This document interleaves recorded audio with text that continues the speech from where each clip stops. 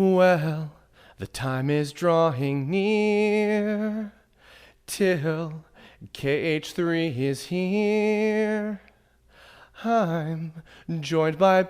Shit, I knew I was going to fuck that up. I fucked it up when I was practicing it too. Okay, one more time. Sorry. Well, the time is drawing near till KH3 is here. I'm joined today by Ben, so let's now begin. This Kirblog today. Bing, boom, bing, boom, bing, boom, bing, boom. This Kirblog today. Bing, bing, bing, bing, bing, bing, bing, bing. Don't be scared by my singing, please won't you stay? So you can hear what we'll say. Drop the bass! Hey, you guys are watching Bird Up, the worst show on television. Okay. I just want you all to know that Chris actually offered me to sing along with him and did not actually show me any of the lyrics. So I'm just sitting here in stunned silence going, I don't know how to react to any More of that. so, I was just expecting you to do instrumental bullshit in the background. But okay, are they all gone? Has everybody left now? Has everybody closed the window? Okay, good. Okay, now, in that case, now here's how Kingdom Hearts 3 ends. So first of all, no, okay. First of all, not even funny. Oh, that's right, with all the spoilers. Only a little funny. Yeah. Well, wait, when is this coming out though? Okay, so hi everybody, welcome. Oh yeah. This is. I'm answering your question. You are hearing this on Saturday, January 26th. Yes. Okay. January 26th. So it has not come out yet. No, okay. But by the time that you're hearing this, Kingdom Hearts 3 has come out in Japan. Sorry. Which is the reason why, as I've been finding out slowly over the last couple of days, that people are leaking the cutscenes because apparently it broke street date. Yay! So, that's that. Other than that part. In fact, by the time this is going up, I am probably taking a possibly couple-week-long social media break because I don't trust the internet and I don't want to get fucking spoiled. Yeah, that's probably a good idea. Yeah. But nonetheless, if you have not been scared off by the intro song already, I'm Chris. I'm joined by the lovely Benjamin Diskin. Really, though, is anybody listening to this? Isn't everybody staying off the internet specifically to avoid, I especially would hope YouTube? so. You know? This is. There are no spoilers for 3 at all in this game. Like we might not even really be talking about 3 much at all to begin with. Yeah, so don't worry. You're safe. Ben, for the few people that probably don't know who you are, if they're listening to this, why don't you introduce yourself? Oh yes, the few people because I'm so famous. Also, because I'm practically married to you at this point. Oh my God, is that what this ring is? Yeah. Oh wow. Okay. I thought it was our promise ring, but okay. Wow. Oh, gee. Yeah, hi, I'm Ben Diskin. I'm a voice actor, and as relevant to this subject, I am the voice of young Master Xehanort in the Kingdom Hearts series. Yes. Yay! Both in Kingdom Hearts Dream Drop Distance, and perhaps we can or cannot deny the new one coming out. Shrug, we can't say one way or the other. I don't know if I'm in Kingdom Hearts 3. No. I think it's David Gallagher. Yeah, I think they finally wised up and got the real guy. He's really great. So here's something interesting to kind of preface with. I was just re-listening to it for the first time since we did it. About close to 2 whole years ago, around this time, I did another very long, probably about as long as this one's going to be, Kingdom Hearts Kirblog with the good Mr. Derek Bittner and Ash Paulson from GameXplain, where basically we talked about just kind of our general thoughts about the series as a whole. And I'm sure, as often is the case with a lot of these Kirblogs, I'm sure I will be repeating information that I told and stories and things from that. If you're interested, I'll probably have a card at the end of it if you want to check it out. Why are they even listening to this one? I know, truly. Well, what is the point? They're here for you. They're here for you. Oh, that's horrible. I'm so sorry to do it in advance. It was funny because actually I think we did that Kirblog right before we started doing the Stream Drop Distance thing, which was already 2 whole years ago by now. Wow. I'm still kind of getting over that. But nonetheless, the reason that I am actually doing this one, I wanted to do something a little different. Of course, this is like literally like 3 or 4 days before 3 finally comes out into the U.S. And so I thought what would be interesting is to get someone who is, I would say, about as big of a Kingdom Hearts fan as I am. Perhaps even more so, considering Heather. But just by proxy. By proxy. I absorbed my girlfriend's love for the game. I mean, by this point. And so what I wanted to do is kind of go through our thoughts and memories and things. See, I said memories. It's already a Kingdom Hearts cutscene. My memories. Namine, what have you done?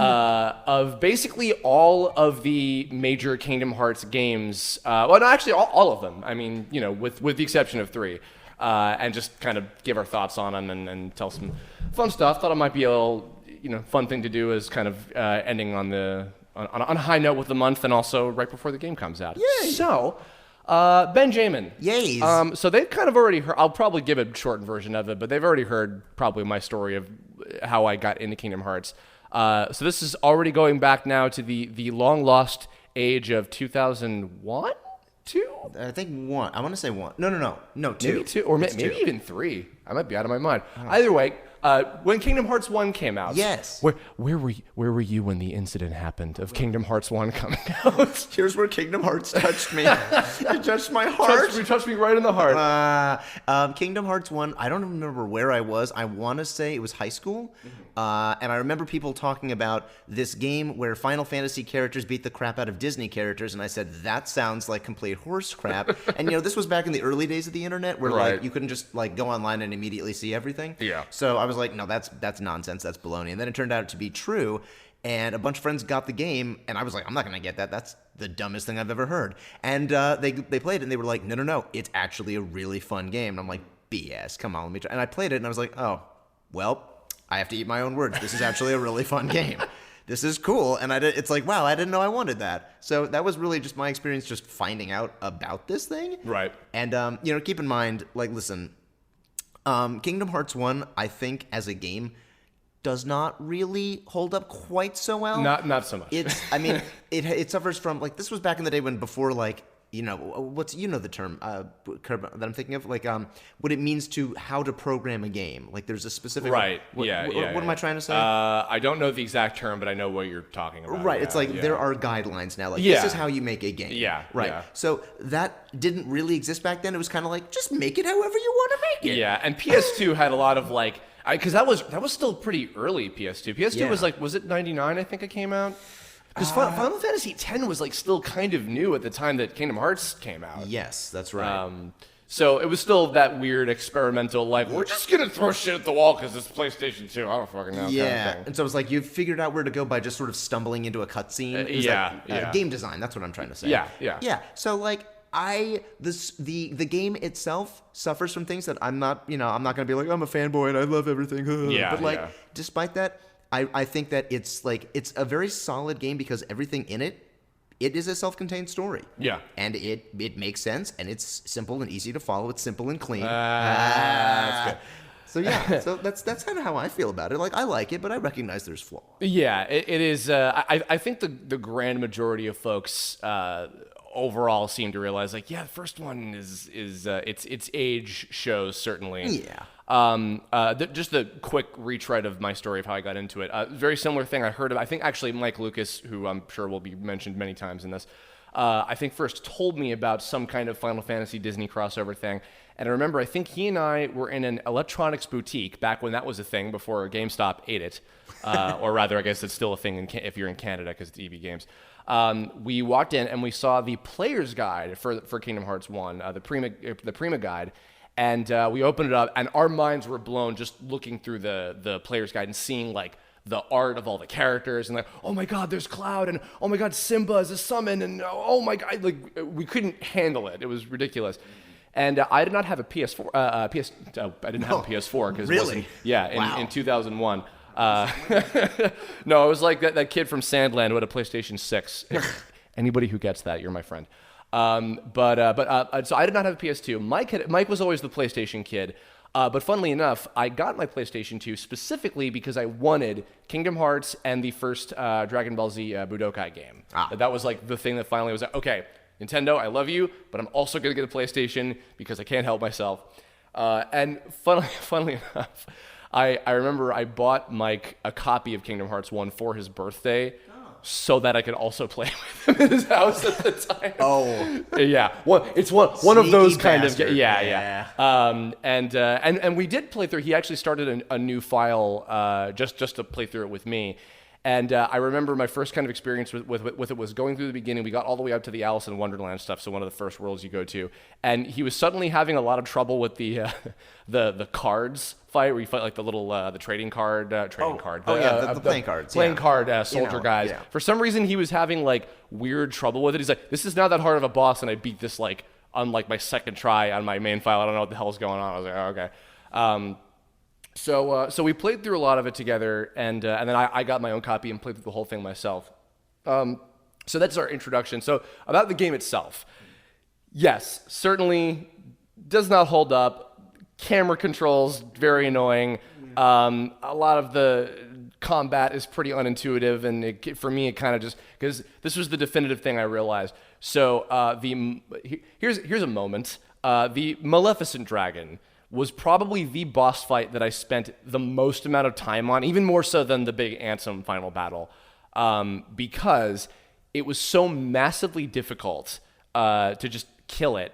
And eventually I realized, oh, I need to go back to Olympus Coliseum and beat Cloud so I can get the metal chocobo keyblade, because that's the only way that I can beat this thing, because all I know how to do is just tap the button a lot and beat the shit out of this dragon's face and then until I win, because the magic system and all the other like tricks you can do, all these techniques like fucking like Ars Arcanum and Ragnarok, you throw it or whatever. It's like, I don't know how to pull off any of this shit, and it's not very strong. I don't know what I'm doing. I'm just going to get this and just whack the crap out of it. But Mike and I had to fucking watch, because this was the original. It wasn't Final Mix where you could skip the cutscenes. Oh. So we had to watch, now, open your heart, surrender it to the darkness, become darkness itself, with fucking Riku and David Gallagher and Billy Zane like overlaid on top of it. We had to watch that like 8,000 fucking times. So that's the most unfortunately negative memory that I have of the first game. See, I'm such a grinder, so like I never wound up getting into that problem, because I would just always be like grinding. I would get to like level 99 like halfway through the game. Jesus. And be like, oh yeah, she's easy. What are you talking about, Kirk? You ever seen that? There was this one streamer, this might have been like a year or two ago. Somebody like got to level 99 on Destiny Island. And like running in a circle for and like hours. He just fought Riku and the 3 Final Fantasy kids like 8,000 times. Oh, that's a different until thing. He reached level 99. I'm like, you are a hero among men, I swear to God. Boy, yeah. And then people on like the Games Done Quick, the charity stream and all that, they'll beat it on like Proud with like the 0 EXP thing, where like you like kind of die in one hit, and I'm just like, Jesus, man, like, how even? There are some people out there who are insane. Yeah. With that game. Well, we've said some negative things. What about some positive things about Kingdom Hearts 1? What can one say? Well, okay, sure. For one thing, like I said, it's a complete story. Mm-hmm. It has a beginning, a middle, and an end, mm-hmm. and it feels if anybody's ever confused by the series, Kingdom Hearts 1 by itself makes total sense. Totally. And it also introduced, I think, one of the first like real action RPG elements into a game. Mm-hmm. At least this is the only one that really felt like it at the time. Yeah. Like there was Secret of Mana, which you could say is like running around and slashing them, but like this felt like you don't pause it to use an item. You got to be running around and dodging while you're using stuff. And no more turn-based or anything, you know. So it's very cool like that. Yeah, I mean, because obviously there are lots of platformer games and action games, but like there wasn't like a full-on like, and even like Mario RPG, which preceded this, which had like platforming and like Mario-esque elements, it was still turn-based. This was like, because it's why I wasn't surprised when they revealed the Final Fantasy VII remake that may or may not ever happen at this point. When I saw, it's full-on action, it's not turn-based anymore, and the fact that 15 was like that, I'm like, I'm not surprised, because this is probably the type of game they imagined big Final Fantasy games being like. And actually, this is interesting too, and maybe you can talk a little bit about this. Kingdom Hearts is kind of an interesting sort of nexus when it comes to voiceover between English and Japanese things, because there have been international like Final Fantasy X was a big deal. They got like all these cool actors and everything for that game as well, but not just because of the Disney stuff in the case of Kingdom Hearts, but this was a very rare case. In fact, Square is one of the only companies that does this, where the English version of one of these major titles, starting with the first one, they would reanimate the mouth movements to fit the English dialogue. Yeah. And actually, maybe not very many. Maybe I'll cover this in a Did You Know video one day. But not very many people might even know how that works. Do you want to talk about that a little bit? Oh, sure. Yeah. So it depends. In certain cases, they use what's called vocap, which is facial motion capture. Basically, it's a series of dots that are put all across your face. and they have a camera that's specially designed to track the movement of those dots to help. It's basically the computer sees exactly what your face is doing and animates to it, and then they have a cleanup crew who comes in and makes all sorts of minor adjustments to make sure that it looks natural. Right. For Kingdom Hearts, I can't speak for the original game series, the original games, but like at least for the ones I've done, there's no vocap stuff. It's all just a camera on you, and throughout the entire session, it's just recording. So if it's a 4-hour session, they have like 4 hours of footage of you standing there blabbing. Right. And then they have to pick the exact takes they liked.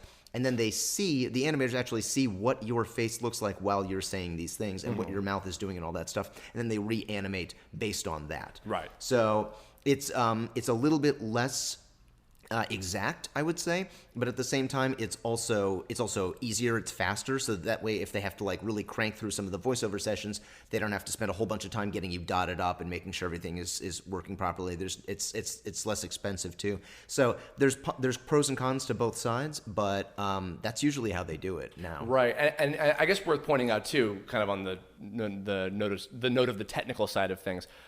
This is specifically, and I'm so glad that what I'm talking about will be basically a thing of the past with 3.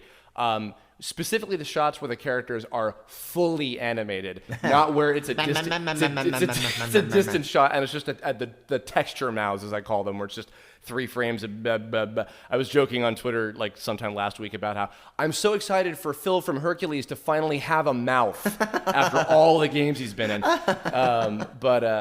But yeah, and I wonder too if maybe the reason they don't have the dot like vocab stuff is maybe even because like with some of the Disney characters, especially like like Goofy and Pete, what are you gonna do with that? Yeah, they can't capture like Bill Farmer or Jim Cummings' mouths and somehow translate that onto these big like giant like Disney dog and cat cartoon mouths or whatever. Goofy's entire mouth almost works like it's like a joint. You know what I mean? Like it has like a bend in his own jaw that flaps. So like does Bill Farmer do that? No, he's a human being. Hey, he's very elastic. I'm sure you would be surprised. But I do remember also. I think some interview they talked about how like. The 3D animators that were working on, like all the way back in the first one, they were given kind of like a crash course in like how to animate Disney characters like Disney characters, because that in and of itself is a style. Yeah. Like it's a very distinct, like this is bad radio, but I'm moving around very elegantly as if I have lots of frames. Sure. Well, I mean, you look at like say like Goofy's run cycle, for instance. That is not just like a human being walking. His legs are practically bow-legged and they're sticking out straight and flopping around. You got to get that right. Otherwise, it doesn't look like the character. It just looks like a three-dimensional object that is supposed to resemble. Yeah, and Donald, Donald puts his whole like ass into when he runs forward. His like feet are wiggling around like wheels or whatever. Trying to think of some. One thing. Jello Apocalypse had this joke in his video about this is basically Kingdom Hearts, but I think the boss battles, like my Maleficent bullcrap aside, like the boss battles I think are probably one of the most. In some cases, they might even be more memorable than like the worlds themselves. Like it's cool in and of itself that you get to be in these Disney movies, but then like, oh my God, I get to fight, Jafar as a genie, or even, I love. I'm reminded of this. Not just the Heartless, but all the creature designs of Kingdom Hearts, all the original creatures. Yeah, they're so cool, and I've been told recently that a lot of the, at least. And I don't, maybe somebody can confirm or deny this, a lot of the ones in 1 specifically are kind of like equivalents of certain enemies from Final Fantasy VII a little bit. I don't know if that's the case, but like I think the Behemoth might be one. Well, I mean, I know that. Oh yeah. Yeah. Actually, yeah, because Behemoths I believe are from Final Fantasy. Yeah. Actually, I know they are. Yeah. So yeah, I don't know if it's necessarily based on it or if it's just kind of like inspired by it. Yeah, like the way that like Axel is like he's not Reno, but he's the equivalent of Reno. Sure. Kind of yeah, thing. that kind of idea. Yeah. Because we were looking through. I didn't mention this at the beginning. I did not replay all of the games in preparation for 3 because How dare you? Do not have the time nor the desire to do that. But I rewatched all of the cutscenes of every single game except for Key because I don't have time for that shit either. I was reminded like Kurt Zisa. It was like the Aladdin extra boss. It's like that multi-armed, like weird heartless thing with like the snake head. It was an extra boss, yeah. Like, and it's impossible. I never beat it, but I was like, that's cool as shit. I love the look of that thing. And then of course, like Sephiroth and the arena and all that kind of stuff. I think, yeah, looking back, yeah, I would definitely agree with you. I think that the biggest thing it has going for it is the fact that like the story is simplistic. It's because I remember hearing they originally had it very simplistic, like as simple as a Disney movie, and then they had it be a little bit more complicated to appease some of the Final Fantasy fans a bit. Okay. And which is good, and I think that it was just the right level of, I'm sure there's probably some things considering like there's stuff that happens in the first game that like leads to very complicated things in future ones that they were like, oh, maybe we could have probably executed that differently so we wouldn't have so many like weird plot threads that we now have to explain in other spin-offs or whatever. Yeah. But overall, I think that it's really solid and like. And I mean, it inspired lots of excitement and intrigue. I mean, I won't go too much into because I've done like several Kirblogs about this, but like the element of like mystery, especially when Final Mix came out, and there was all this like, who's the unknown guy in the hood and all that, and like and of course the another story, the deep dive trailer with like Riku and which I watched. Like I had a videotape of that. Somebody I bought it off. I bought it off of somebody. Quick summation, somebody on eBay recorded scenes of all the new stuff that was in Final Mix, and I bought it off eBay, and he like sent me like some extra stuff because he was, I drew art on like the check we sent him or something. He said, hey, here's a little CD with some extra music on it or whatever. But like I watched the deep dive trailer like 8,000 times. Yeah, just like, what is this? I know, it's and so I would amazing, but what is show it this? to all my friends, and they'd be like, whoa, what the fuck? And then this guy he's Riku's got like a blindfold and all these weird quotes flying around that would become problematic for that poor goddamn scriptwriter. That's all I have to say on one. If you have anything else left, I mean, not really. No. I appreciate one for what it is at the time. I think Sure. I think it's important in the overall scheme of things. I think that it's a fun game. It has its flaws. It shows its age and all, but like it's a really great game. It's a solid game. Yeah. So, moving on, Chain of Memories. Chain of Memories. Let me tell you about Chain of Memories. Please do. Okay, so Chain of Memories, I played the original Game Boy Advance version, and I played it for about 5 minutes and went, okay, no. So I don't know what's going on. I don't get this. Is this actually? And this was before anybody realized that the spin-off games were actually important to the story. Right. So I was like, well, this isn't important. It's just for some weirdos who have the Game Boy Advance, and that's not me. I don't need this nonsense. So I stopped playing. And then I regretted it when 2 came out, and I had no idea what the hell was going on. Who are these people? Yeah. Due to my like obsession with the mystery solving of everything, I did pick up Chain of Memories, and I played it all the way to the end. I will say this: the Team 4-Star guys actually kind of opened my eyes up to this. The original GBA version is actually not that bad of a game at all, and not just like, oh, it's tolerable. Like, it's actually funner than you think. The PS2 Chain of Memories, which I have never touched before, I have heard nothing but bad things about in terms of the gameplay specifically. Yeah, it's kind of weird. Because I think, and I don't know because I haven't played the PS2 port, but I think it's because like the card system and like shuffling through everything, literally shuffling through stuff, works better when it's in that little small contained environment that you have, as opposed to when you're in this big wide environment and you're literally playing with the more complicated PS2 control scheme. It's like I switching to the and that's it. That's every battle in a nutshell. Yeah, and also, like, for me, it comes from, like, I was playing Kingdom Hearts 1, which is basically, press X to win. Yeah. And now it's like I have to think. And I'm like, wait. No, I want to mash buttons. So you did do what I did. Of course, yeah. I was just really super leveled up, that's all.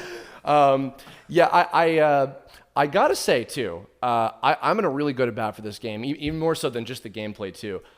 So in my I also kind of tried to rewatch them in sort of chronological order as best as I can. Chain of Memories' story, I actually think, is excellent. It's not one that people think of very often because on the outset it's first of all it's the one with the cards, and secondarily they just go back to the same levels that they've been to already. There's other than Twilight Town, there's nothing new to it. But the actual story, of course, is what happens in between the stages when you're going to the different floors and they encounter the different organization guys. There's stuff happening with Riku. Naminé is introduced. Rewatching it again, and allow me to explain, it's a story about legit, not just to be Kingdom Hearts cutscene. It's the importance of memory and the importance of different types of memory that you keep, ones that you discard. It's about discard. Good night, everybody. And Naminé is this like really kind of tragic character in that like she's forced to like in the most literal sense of the term, she is forced to gaslight a human being by messing messing with his memory. And like it's actually like, okay, and I'm gonna bring this up a lot. It is uncanny. I realized in retrospect the amount of similarities between Kingdom Hearts and Bleach sometimes. You know, actually, I remember watching Bleach and going, I wonder if Heather would like this, because it's a bunch of people swinging around stuff with swords. There's a dude with spiky red hair that everybody loves. I mean, I don't know. Guys in coats with, Yep, and black a lot of pretty boys with no personality. What? I didn't say that. Whoa. But watch okay, yourself. in the final season of the show that they animated before the series was canceled, there was a character who had the ability to basically insert himself into people's pasts as if he was always there and he was their friend. It was Matt Mercer's character. Yeah, in that final arc at the very, very end. I remember. Yeah, Very and I remember being like, this is long after like everybody hated Bleach at the time. They were like, all right, I'm done with the show. But I remember watching that. I was like, this character is terrifying because the thought of that is really, really fucked up. Yeah. And looking and now that I've seen other like villains and characters that have have abilities like that, I look back at Naminé where she's like very visibly upset at that Marluxia and the gang are like forcing her to do this.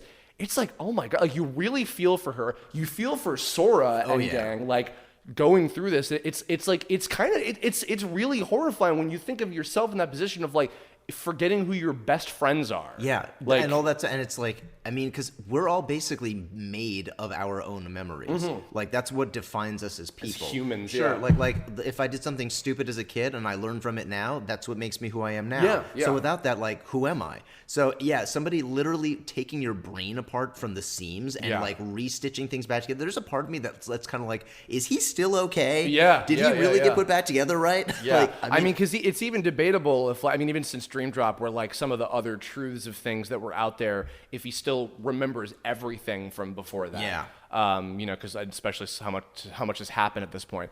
But and also, I mean, it's the most stereotypical dumb idea for a character. I am an evil copy of your best friend and I'm going to defeat you kind of the replica Riku character, like on paper.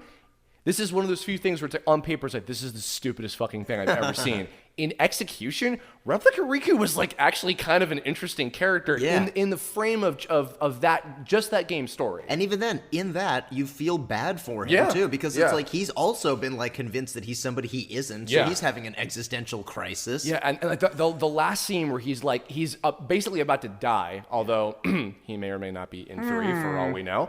I should not be watching those trailers. Jesus H. Christ. The last scene where he's like on his back and like looking up and he's like, ow, I just banged my elbow and that hurt a lot. Work through the pain, just like Sora. You know, he's like questioning, like, did I ever exist in the first place? Like, did I have a point to even being at all? And I'm just like, oh my god, rated E for everyone. And also, I gotta say, and actually, I give credit because Ash Paulson pointed this out to me, and I really noticed it upon watching it again. Okay, for one thing, overall, I like the organization members that are in Chain of Memories more than the ones that are in 2, because I feel like that collection of it's Marluxia, Larxene, Axel, Vexen, Zexion, and Lexias. Overall, I feel like they had a lot more personality than compared to the ones in 2. I think that they also had more development. In general. Yeah, like, I mean, because in not to skip ahead too much, but in 2, they added some extra cutscenes in Final Mix, which have now been dubbed for the HD collections and stuff, where they're like, we cut back to the meeting room and they're, you know, talking and being assholes or whatever, which added a little bit to it. But I mean, in Chain of Memories, it's like focal. They go back to like, so how are we gonna fuck with them this time? And then it's like this like high school drama between them like betraying each other or whatever. And Ash pointed this out. Larxene is so effective as a villain. Oh my god, because she's so awful. You hate like Larxene. In the exact way you're supposed to. Yes. Like, not because it's like bad acting or something. It's like, no, she is just like a vindictive, malicious character. And of course, now we're gonna learn more about her. Yeah. According to Key, I guess. Yeah. And obviously she's gonna be in 3. Yeah. Well, sure. Yeah. God. we eliminated them because they were traitors. Just kidding. We brought them back. I wonder why and how they did it. We'll get to that. But yeah, I mean, like the way she's animated and like her performance and like taunting everybody. I'm just like Every time I can't remember her name, I just keep calling her bitch tits. I'm like, Heather, where's bitch tits? And she goes, Larxene? Yeah, there it is. Yeah. I gotta say this too. I forgot. I might have said this on the playthrough we did. I always had this theory about Elena. Well, I just gave it away about Larxene. So like Axel is Reno from Final Fantasy VII. Okay. Vexen is kind of an equivalent of Dr. Hojo. He actually has the same Japanese actor. Okay. And now Larxene and Elena do not, but in Japanese or in English. But I noticed something. So okay, this is a really nerdy thing for a minute, guys. So Larxene, the Japanese symbols that make up her names are Rakshinu. If it was Larxene, it would be Rakshinu, like an extended A in the beginning. So I think it was intended originally, perhaps, that her name be Laxene, like Laxene, and that it's meant to be Elena rearranged. That's what I think might have, because much like how there are different equivalents of different Final Fantasy things, I think the org they're the Turks. They're the Shinra guys. Right. Not one to one, but like there's elements. Maybe even Marluxia, he's a little bit kind of like Rufus. Little things like that. But yeah, I always thought that. But anyway, Chain of Memories, way better than you think. Even if you want to just go back and rewatch the PS2 cutscenes. The one thing I will say about that is that watching the PS2 cutscenes, pace yourself because. It mostly takes place in the exact same looking environment, and it can feel very, very repetitive. Yeah, so for sure. It's worth watching, but maybe break it up a little bit. Yeah, which is what I did with Recoded, which we'll get to that. Okay. Well, now we move on to, from what I seem to gather, the most beloved, Kingdom Hearts 2. That's my favorite. All right. Oh, yeah. I'm going to start off then. Okay. Because I can tell you're going to go in a positive direction. Okay. Kingdom Hearts 2 is too fucking long. Holy shit. So, says you. Well, okay. Well, here's, not says me. Okay. So Casey Mangelo, who we were playing Stream Drop Distance with, Dream Drop Distance, excuse me. I'm buying into my own marketing terms. Casey was playing through as many of them as she could before 3 comes out to catch herself up. And I believe she did play both 1 and 2 like back in the day, but didn't finish them. She played through, I think, 1. She didn't play 2. I don't think she. Oh no, I think she started to. I think she knew the Roxas stuff, but she didn't finish. That's it. right. That's right. Yeah. So she was. For all I know, she hasn't finished it unless she has by now. But we were talking about it like this was like a while ago, like maybe even like last year. But she was like, "This game is too fucking long," like because she's like, "I'm still on like the Pirates level," and I'm like, "The first or the second time you go," and she's like, "You go back," and I'm like, "Oh, see, that's what I like about 2." Because like with 1, I felt like it was a good. I don't want to say it's a tech demo, but it was like an example of what they could do, and 2. For the time, was like really, really great. There's a lot to it. There's so much to do. Because, well, it's like phase 1 is the Disney phase, phase 2 is the organization phase. Right. It's basically how they structured that. Yeah. And so I like that. I like the idea of like, even though you've been to this world, now there's brand new stuff to do and new ways of looking at things.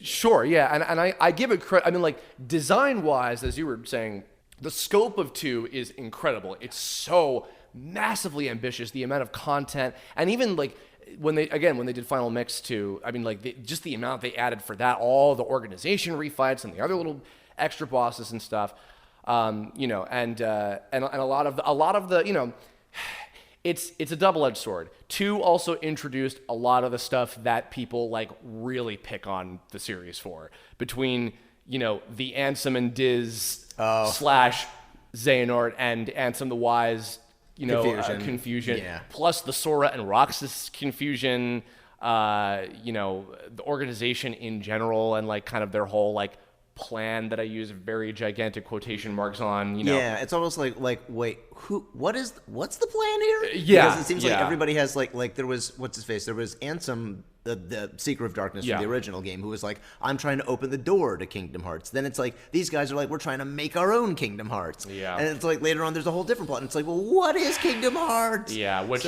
I'll get to that when we get to Dream Drop a little bit later, but.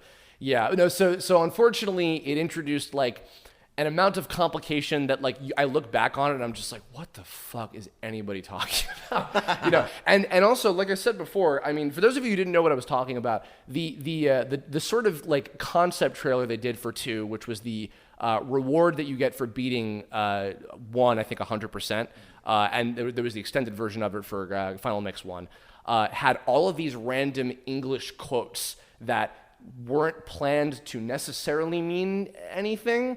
And then the scenario writer, not Nomura himself, but like the script writer, whoever it was, had to find places to put the quotes everywhere in the story that would make sense. And you can tell, like, because sometimes something will come out and like, that was a weird thing for you to be talking about. Like, you are the source of all heartless, or like, Your Majesty, but why? And I'm like, and I mean, because I was a hardcore fan, I'm like, I know what that is, but also this is weird. And actually, okay, I'm curious too, because you have replayed a lot of them because you of course had the HD collections. I only just recently now am in possession of a PS4 because Amy lives here. So gameplay wise, would you say it also holds up? I would say there are certain things that can be improved upon too that I feel like are already being improved upon for just in 2.8. I felt were improved upon. But for me, I liked it because it kept things simple. I'm a KISS, keep it simple, stupid kind of guy. So like I like being able to just like you press X to win, but if you know kind of more of the meta game, you understand how to properly dodge or block or whatever. Right. But like I really liked 2's gameplay. I thought it was just the most straightforward, easy. It's pick up and play. It all makes sense. You don't have to like really understand what you're doing, and you can still get through the game. I did like the inclusion, and it's so funny because I look back now, it was absolutely the era of every major like AAA video game doing QuickTime events. Right. The triangle glowy stuff. Yes, but see, for this, the triangle glowy stuff is press triangle and now press triangle again. Yeah. It's not like now press R1, now press L1. Yeah. Oh, you didn't press L1. You died. You failed. Yeah. Like, it's not that kind of QuickTime shit. I mean, because I didn't grow up with a lot of the other games that was like, God of War did it. We're all gonna do this shit now. Oh my god. Yeah. So I missed out on like the really annoying ones. Good. You know, I mean, like other than like, I mean, Paper Mario, it was like designed to be around. That's that. fine. So That's it works in that kind of way. But with this one, I did appreciate that stuff was kept simple. Something that I wanted to, it's always been, this is the big thing I'm looking forward to 3 for, is it's always the magic stuff, and in this game, the drives. There are cool spells, and the transformation forms and things were also really cool, but I always felt like I was fucking up and using them, and just something about them always like came off, at least, maybe I'm just bad, but they always came off as unintuitive to me. Well, see, for me, when I was playing this game originally, I didn't even realize what the drives were for, because I didn't realize you would learn techniques like glide and stuff like that by using drives. And so I'd just be like, when the hell do I get glide? How do I make this work? And then finally I read online, I'm like, oh, I was supposed to be doing this thing because I was just pressing X and going through the whole game like that. So like, if you really, like for instance, the guys who played this game on like Proud and Critical, those guys, they know what they're doing with this stuff because it's each one of these things like for instance the I think it's like the Mystic Drive or something like that. It's like where he's like basically skating around shooting. The blue one. The blue one. Where he's paired with Donald. Yeah. That one, like that spell, I was like, this is so useless. All of his shots are so wimpy. This thing sucks. I don't get it, and I'd stop using it. But people who really know the right fights to use it for, they can use that stuff masterfully. And it's I might have seen the blue one used the most in like that because I think there was one year where Games Done Quick did a speed run of 2 was probably like 10 hours or whatever, but which is still impressive because it's 2. I think I remember seeing them use the blue one like the most because they just like amped up the shit out of all their magic stats or whatever. I don't even know. I don't remember how it works, but I mean, a great choice of Disney worlds. Oh yeah. I mean, I can, for all the shit I give it, I can still vividly remember when the Lion King level was revealed. I was losing my mind, and then finally, furry confirmed. Only on Thursdays. Thursdays. There it is. Shut up, Haida. Damn it. Watch the Gretzko. Watch the Christmas special. But I remember like when I could actually go to the Pride Lands as a stage. I was like, I'm in the Pride Lands. I'm running it's everywhere. Real. I'm a fucking lion. I can't do because I mean that was my favorite Disney movie as like a 5-year from age like 4 to like 10 or whatever. Yeah. So like that alone, I was like, I love this shit. Oh my god. What I'm most looking forward to in 3, not to jump completely ahead, is the Disney worlds and specifically the specific moments from those Disney movies that are really, really iconic being done right. Because, like, listen, for its time, this game was very impressive. But, like, you look back on, like, for instance, the Mulan thing, where it's, like, this huge avalanche in the movie, and it's, like, this big dramatic... In this, it's like, oh, no, there's some guys. Yeah. Look out. Yeah. Oh, wow, we have to, like, defend China. There's nobody here. You know what I mean? It's that kind of thing. When it first came out, I was playing it. It was amazing. Yeah, it blew my freaking mind. But like playing it now on like the HD remix and all that stuff, I'm just kind of like, oh. I see what they were trying to do, but they couldn't quite. Here's get the it. thing: I forgive some aspects in terms of technical limitations. They can't have models for every single fucking background character in existence. Well, no. I mean, even today they can't do that. Yeah, and it's not, and there's no way like visually, it's not going to have the same quality as like these real 2D like masterpiece animated movies or whatever. But now, I mean, like the 3D stuff. Oh yeah, holy crap! I'm like, it just looks like the movies. It looks like so close that I'm like, I can't even complain. I can't be like, well, look at that. It's not quite as high def. What I will say though, I mean, because forgiving the technical side of things though, and this is another strike against too, because it kind of soured this in general for me a little bit with Kingdom Hearts as a whole until 3, which is proving otherwise. I got really tired of like, it's the Disney movie, except Sora, Donald, and Goofy are there, which kind of then also takes away from the development of the actual Disney characters, even though, like, the novelty of, we're here, and we get to go through the thing, and we fight the villain, and we're part of it, and whatever, like, that's cute and everything, but it got old, and also, I hate to say this, but it's the truth, and I know people will get what I'm talking about. And you will especially know what I'm talking about, because you've done so many of them. JRPGs have this weird thing about how they're executed with their cutscenes that it's just this strange kind of sense of awkwardness where like the pacing, there's especially the pacing, the direction of how characters move, the long pauses, sometimes the deliveries, and because even you know, I mean, okay, because this is the thing too. This is worth pointing out, especially from the English recording side of things.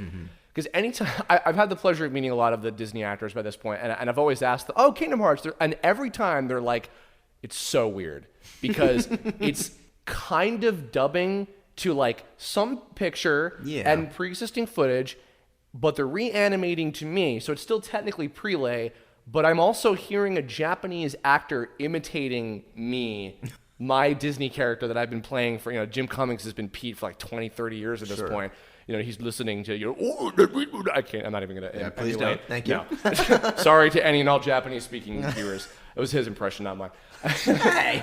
It was. Sorry, Jim. I love you though. But nonetheless, there's, and some of that unfortunately translates a little bit with how these go.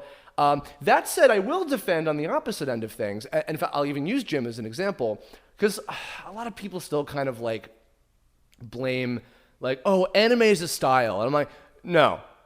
If you hear a bad performance in a dub, it's a bad performance. If you hear a good performance, it's a good performance, regardless of what the medium is.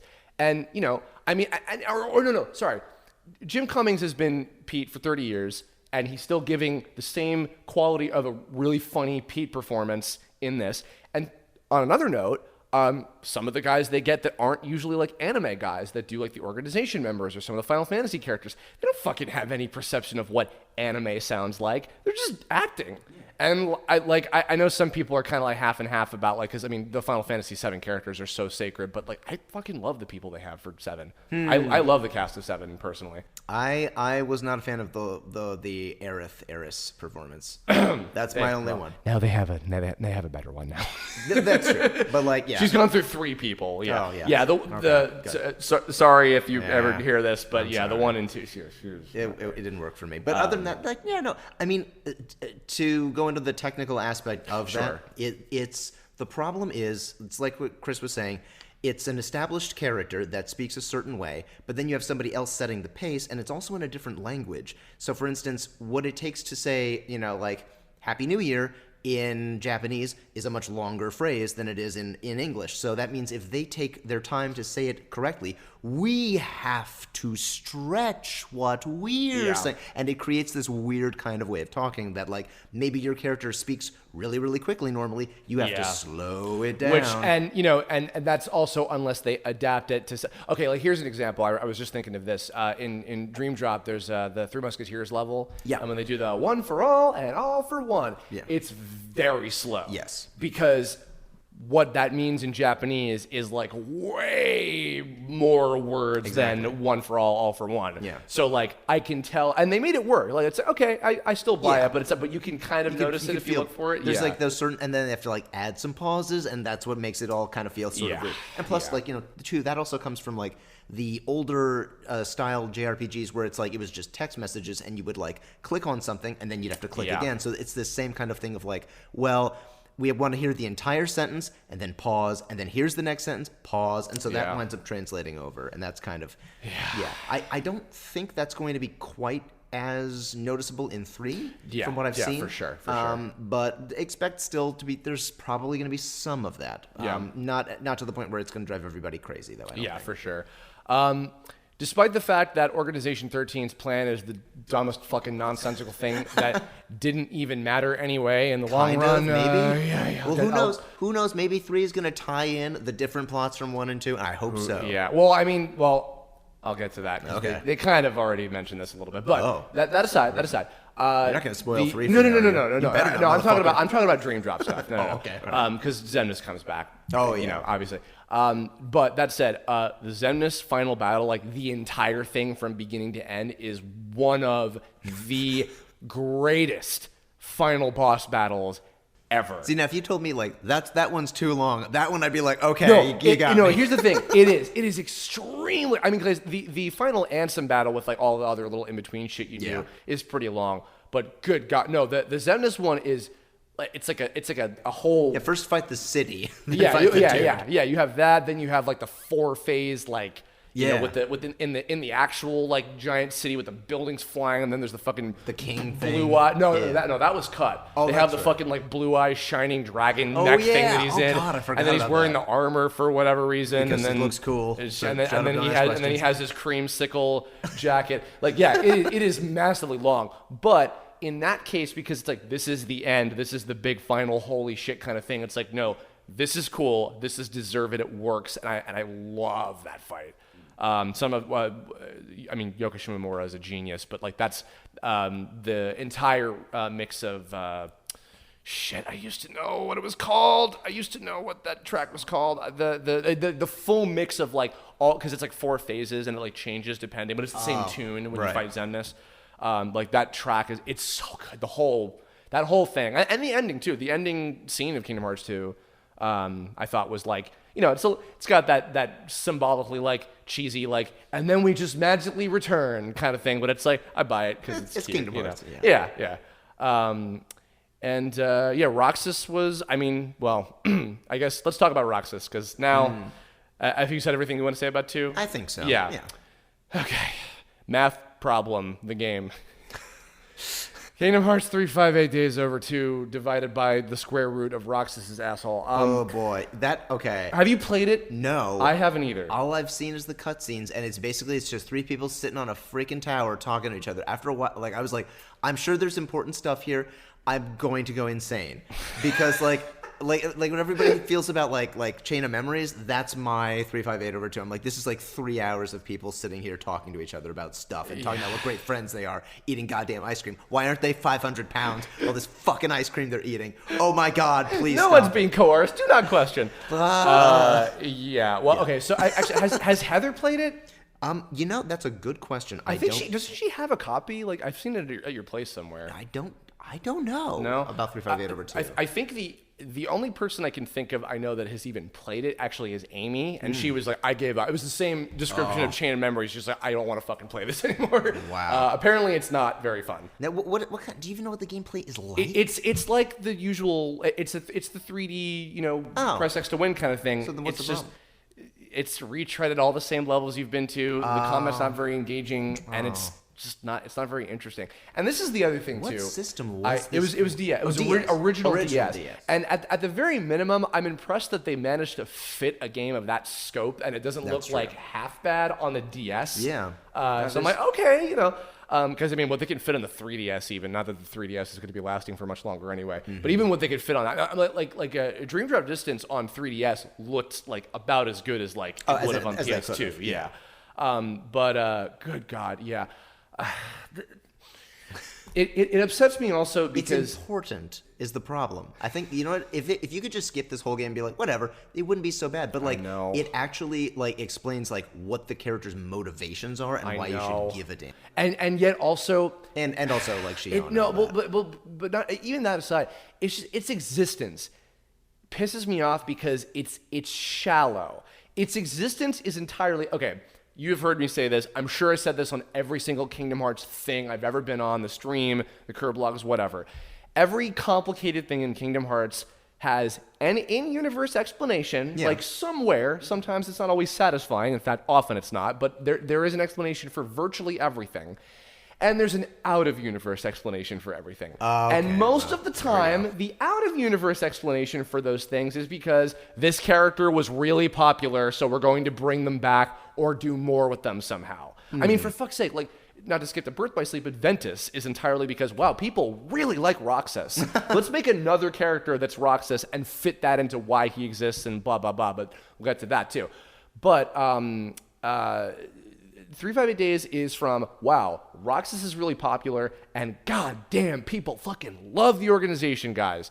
Let's make a whole game about them. And you know what? That's a great concept. Once again, on paper, yeah. Absolutely. Fuck yeah. 'Cause, I mean, honestly, I would like to see, and this will never, ever in a million years happen, I want to see the original organization members in a spin-off TV series, and it's just them dicking around in like their castle. People may, I'm sure if you search literally anything on DeviantArt, and you will find countless like fan comics. Okay, when I said dicking around, know. I did not literally mean sex. Well, Please I mean, don't. you'll probably get some of that too. Well, but all I'm saying is like, Really for everyone. They have great, like, the characters are actually interesting, and it's a great idea to flesh them out by showing them all just kind of living together, and that's kind of what this game was. Yeah. But there's so many. And also, look, let's be real here. Half of them are interesting or entertaining and have some kind of, even though the whole point was that they don't have personalities because they don't exist, except that they do because they grow hearts eventually. Cool. Thanks for fucking throwing that out the window. Screw you, Diz. Thanks. Yeah. You know, like half of them have interesting personalities, and the other half of them are, yes, and then very soon our plan will be complete. I'm like, yeah, okay, that's great. And you know what? This was the chance to flesh those characters out and make them interesting. And which they tried a little bit. I mean, like Sayek's got a couple cutscenes, and even then, like there's like a whole thing, like a whole backstory between Sayek and Axel. Well, as people, as before they well, a little bit, whatever we know about it by this point. And it's just been hinted at, and it's like, well, this was their chance to really go into that, and they didn't. So hopefully in 3 there's going to be a little bit of what that is, because people want to know. Yeah, I mean, he's already been revealed in Dream Drop as one of the true organization members. So he's in there. You know, he looks as Sephiroth-y as anybody else does. And then the other kind of shallow thing is like, okay, because I did rewatch the cutscenes of that one too. I did it on the flight to Texas when I went to Texas a couple weeks ago, because I'm like, well, I have 3 hours to kill. I guess I'll torture myself on this plane ride.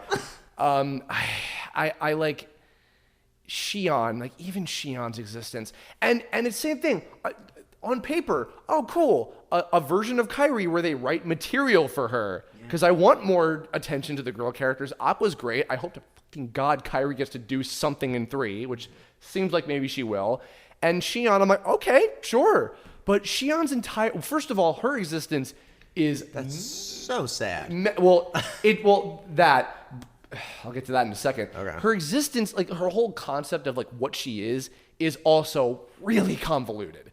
Like, she's a replica, she's not a nobody, she's not a copy, she's a weird amalgamation of things. Yeah. There's no real logic as to why she looks like Kairi with short black hair at all whatsoever. There's no reason for why. But don't worry, it's all cleared up when she suddenly looks like Sora. I mean, but even that, it's like, well, I mean, I get why. Like, that moment made sense because they explained it. I'm like, okay, that's pretty clear.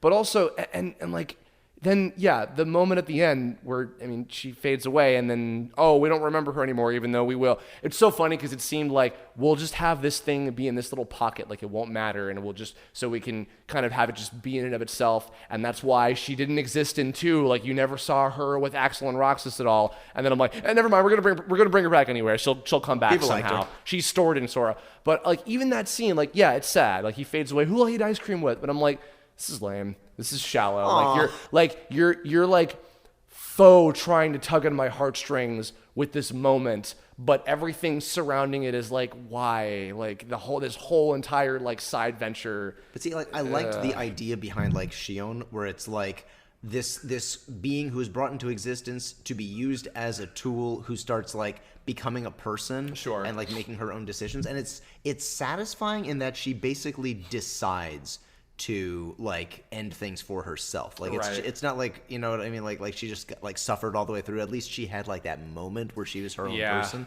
And then she turns into a weird giant armored thing. I don't know what the fuck that was. So that's a Kingdom Hearts Final Fantasy-ish thing. Yeah. It's like, it's cool looking, just roll with it. Yeah. But yeah, like I really liked the character and I liked the concept.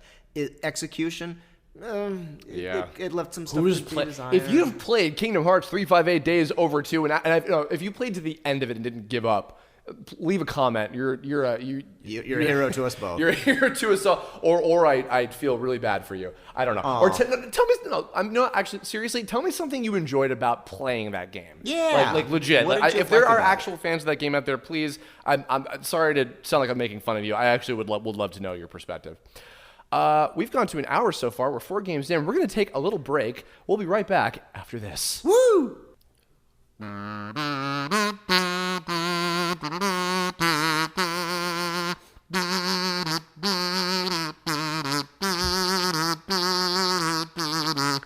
We're back. Is that from Final Fantasy? It's Sephiroth from Kingdom Hearts. What? There's a special place in hell for the people who say that, unironically. Welcome back. We're here. So when we last left our heroes, we were talking about Kingdom Hearts square root math problem. So we've covered 4 games.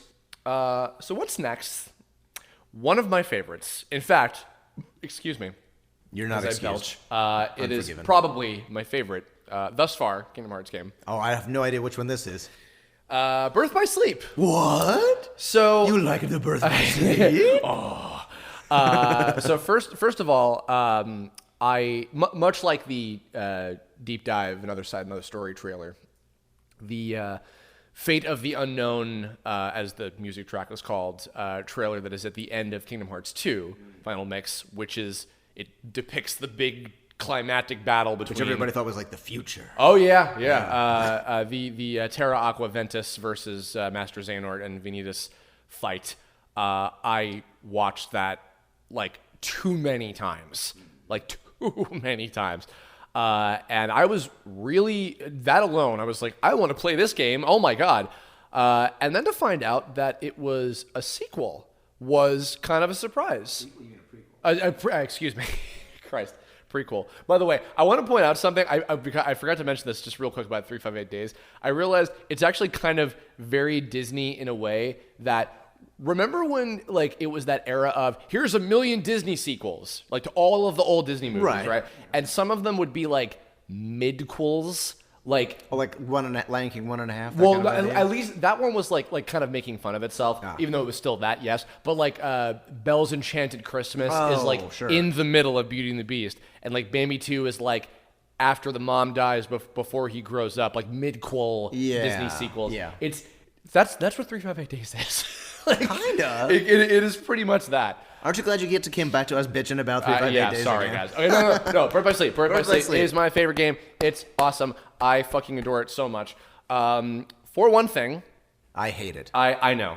I don't know, but I just wanted to be controversial. No, but you actually, you started because I know you're not as big of a fan of it, right? No. Okay, well, go ahead. Okay, well, my real only gripe with this game is that I appreciate what it was trying to do. It was trying to change the battle system and make it less button mashy, but I wasn't a fan of it. Okay. It took me way too long to get used to, and I just wasn't into the whole recharging thing where it's like the heat, like, oh, I need to use Kiraga, I gotta wait. Basically, what I wound up doing was just loading up everything with like Kiraga. I was just like, this is the only freaking magic spell I ever use because I just mash X anyway. Gives a crap, and I was just like, this is annoying. I don't like doing this. Right. So it was a good concept, but I wasn't a huge fan of it. Magic still for me wasn't a big thing in that game, and I felt like it was kind of important, especially with Aqua because she's so magic oriented. Yeah. But that's my real gripe with the. Oh, and of course, I mean, and this is again, it's PSP. I get it. It's like every single time they go to a world, there's like nobody there. And it has that like empty kind of like, I'm running around this empty Disney World. I feel like Disneyland shut down and I'm just running around the park. What the heck? I mean, the PSP was like about as powerful as the PS2 was, I think, wasn't it? Like roughly. I think it's literally the PlayStation Portable. So, Yeah, I mean, I know it was able to like do PS1 games. It no looked problem. about the same level of quality as like a numbered game.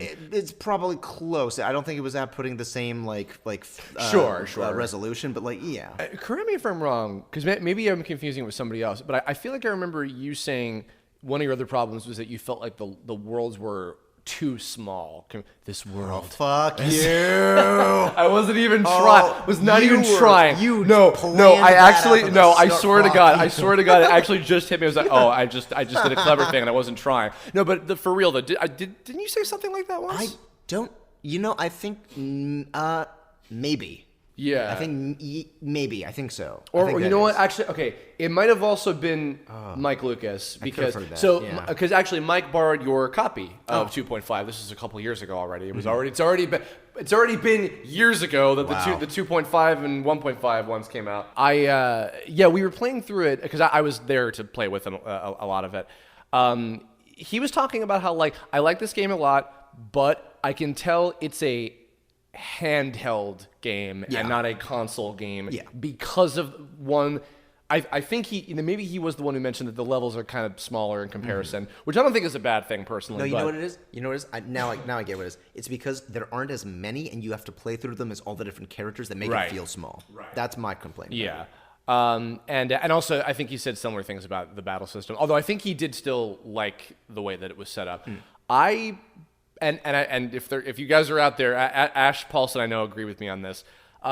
I loved it because it finally incentivized me to use magic. I love the spells. And particularly in this game, like 'cause Terra, Aqua, and Ventus all have like really cool different abilities that you can use. Yes. And I did spend actual time like trying to make like a deck with the different abilities and things, and like allocating like at least a couple healing ones to each one. And I loved the like little the equivalent of the forms where like you have like a special mode like the Firestorm or like Spellweaver. Like I loved that. Those are cool. Yeah, I like those a lot. Very easy to pick up. Very glad that that's back in 3.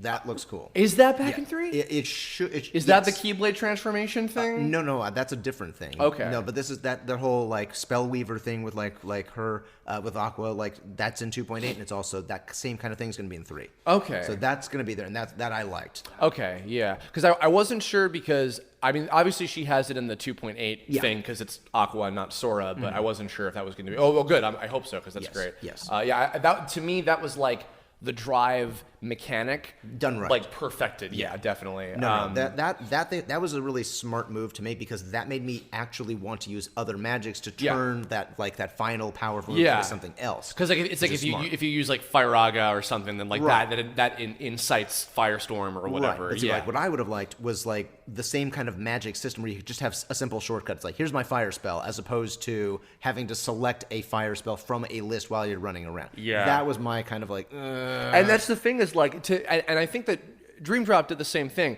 where it's just L and R to scroll through magic because I don't know what it was like something about the menus in 1 and 2 were like annoying to like navigate around or whatever. Yeah, I can see that. And also, 2 plus on top of that, the physical controller of the PlayStation 2, like sometimes those directional buttons were not very precise, and you'd wind up hitting like right when you meant to hit up, and it was that kind of thing, and you'd be like, "That's not what I meant to do." Fuck. Yeah. But just having it be shoulder buttons, and you scroll around them and you do it. It's like they have like the mines, like little like bomb mines you can lay down, and like all that stuff. I love that. Further though. The big reason I love this game is, holy shit, I adore the story of this game. The story is important too. Yeah. Well, because here's the thing is, and I'm sorry. If there's one major thing I can fault this game on, it's them not fucking calling it Kingdom Hearts 0. Yeah. Like, first of all, I've probably watched the full cutscenes of this game maybe 4 or 5 times since it's been out since I think it was 2010 maybe. Is the name for this somehow related to the PlayStation Portable? I don't think so. Kind of like how Dream Drop Distance 3D. No, is it that kind of thing? I don't think so. I think it. I mean, because Anson the Wise says it in the final ending cutscene, and I still don't even really know what it means. Yeah. I mean, I think it kind of relates to what happens with Ventus at the end. So. But even then, either way, it's a stupid name, like overall. And unfortunately, this is because okay.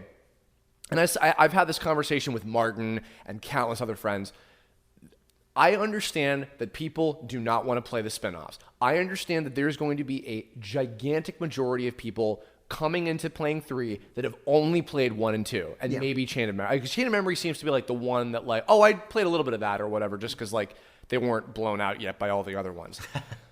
But Birth by Sleep is that. This is the only drum I bang in terms of no, please, seriously. Birth by Sleep is practically required reading at this point.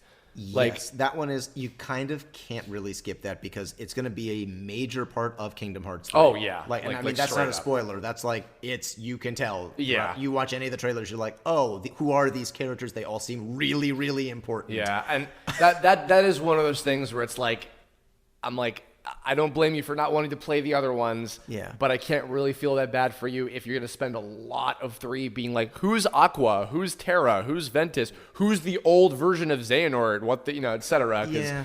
And especially because, I mean, I find the game incredible. It's not even Chain of Memories where just watch the cutscenes. No, the game is fun. Mm-hmm. The story is excellent. The 3 characters are great. There's actually even... I do still love Sora, Kairi, and Riku very much. Yeah. I love those characters. I think I do, upon rewatching everything again, I think I actually do like Terra, Aqua, and Ventus a little bit more. They're more fleshed out. They're a lot more fleshed out. The biggest thing that I love so much about this game that I hope to fucking God that 3 does, I really, truly, tremendously hope this. Birth by Sleep, I felt, was such a breath of fresh air in its levels in that it was the first time where I felt like the stuff that happens in the Disney levels impacts the development of the characters that because this is I was kind of implying before. By the time 2 was done, I got sick of it's the movie plot, except Sora and company were there, and that's it. Yeah. And you're just kind of going through it until you eventually get to Hollow Bastion or Twilight Town or The World That Never Was or some level that actually has to do with the overall plot, and then things start progressing. It's no. Terra, because this is the beginning of the game, Terra fucks up real bad and is the cause for Maleficent capturing one of the princesses of Heart.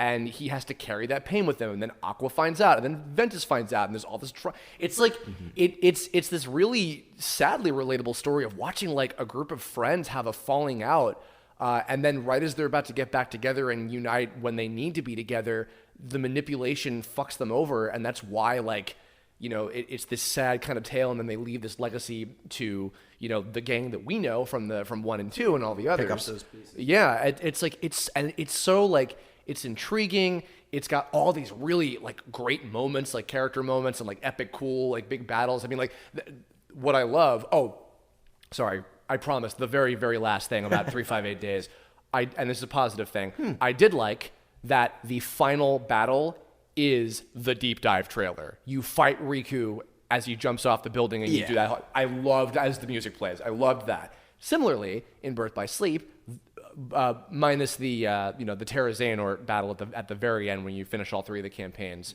which the Sonic Adventure 2 fan in me loves the 3 intersecting campaigns, and I love that shit. The fact that you get to live that cool trailer where they're all in the Keyblade graveyard and you live those moments, that's awesome. Yeah. Fucking love that. And I did think it was kind of funny that the instead of having here's the Kingdom Hearts 3 trailer teaser thing, the secret ending for Birth by Sleep is here's a little kind of mini documentary that fills in some of the holes of the things that we've talked about, with apprentice Xehanort becoming, right, and how that all plays off and everything. I was okay, that's kind of cool. I can appreciate the thought behind that. I'm not expecting because That was Wow, that was a while almost 10 years ago. Jeez, yeah. Dream Drop Distance was 2012. Wow. Even that. Oof. I don't know. You have anything else to say about Birth by Sleep? I think that Birth by Sleep it's very important, and it is genuinely just a good game. Yeah. It's depending on how you want to look at it. Like for me, playing through the same worlds over and over again, that got kind of old. I wasn't a fan of that, but I understand why they did it, and I do agree with you. I really want to see the Disney worlds, or just what the characters are going through, actually shaping the characters. Yes. Because that's like it feels to me like there is this kind of like almost a departure from the original game, which was like, you get to be in these Disney worlds. You're basically just sort of this character who goes and visits them, and he's more like your proxy. Yeah. To know these are real characters, and this is who the plot is really about. It's not really about the Disney worlds. Yeah. And so because of that, I want to see that carried further into 3, because to me, I personally care more about the original characters than the Disney worlds, because I already know how those movies go. Yeah, it's like we've seen the movies. Yeah, and the like, movies are great. And while like it's, you know, when I say novelty, I don't, in this case, I don't mean it as a negative thing. The novelty of being in the Disney movie is cool. That's great. But if it's just like, in some sense, if it's like getting in the way of the bigger plot stuff happening, it's like, but and actually, it seems like, from what I've gleaned a little bit from some of the trailers, it seems like they are kind of integrating some of those things into like what the bad guys are doing, and I'm like, okay, I'm down with that. So, yeah, I mean, like, well, at this point, it's kind of too late, but I will say that I hope that many of you who missed out on it, and you know what, I did too. I didn't play it until the HD port. I didn't actually play the game itself until 2.5 HD came out. Dang.